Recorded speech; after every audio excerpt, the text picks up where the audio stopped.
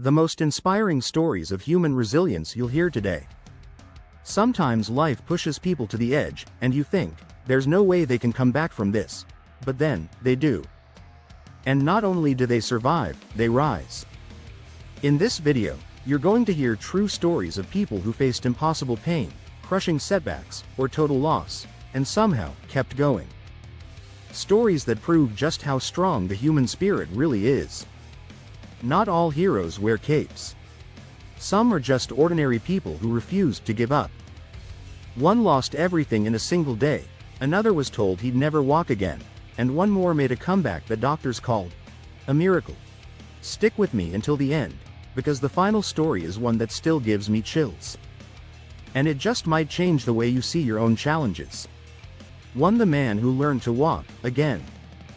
John was a 25-year-old firefighter when an accident left him with a broken spine. The doctors were clear. You'll never walk again. His world collapsed. The job he loved, the active life he built, gone in a moment. For weeks, John lay in a hospital bed, staring at the ceiling, feeling like everything was over. But then something changed. He told himself, if I can move even one toe, I'm not giving up. Day after day, he worked. Tiny movements, painful therapy, setbacks. There were times he cried from frustration, times he felt like quitting. But he never stopped showing up. 6 months later, something incredible happened. During a routine session, John stood up, not for long, not perfectly, but he stood. Now, 2 years later, he's walking again. Slowly.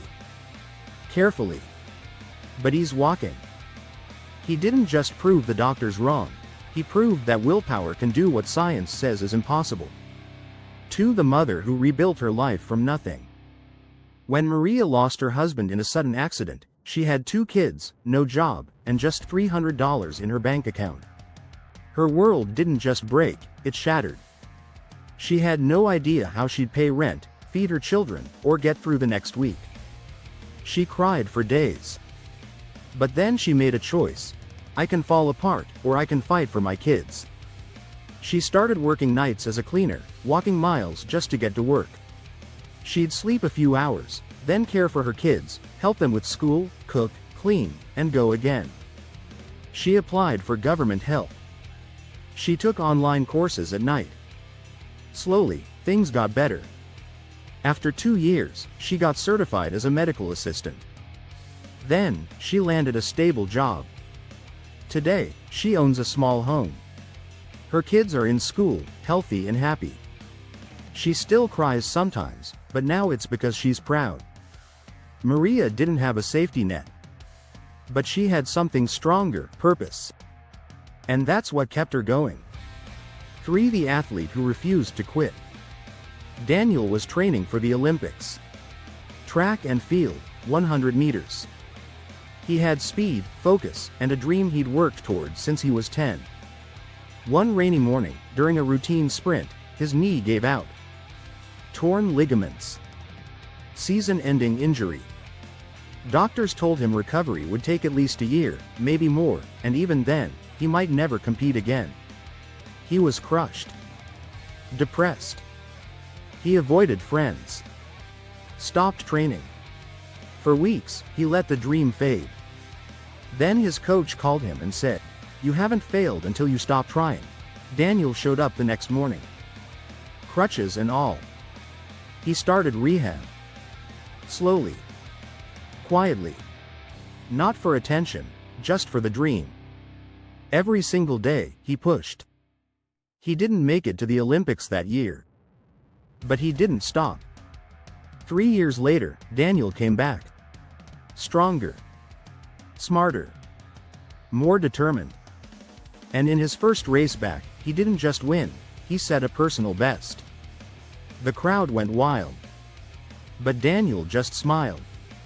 Because what mattered most wasn't the medal, it was the fact that he never gave up. 4. The girl who spoke for the first time at 12. Emma didn't speak a single word until she was 12 years old. Doctors said she was on the spectrum and likely non-verbal for life. She went to school, but never spoke, not even to her parents. She was bullied. misunderstood. Many assumed she had nothing to say.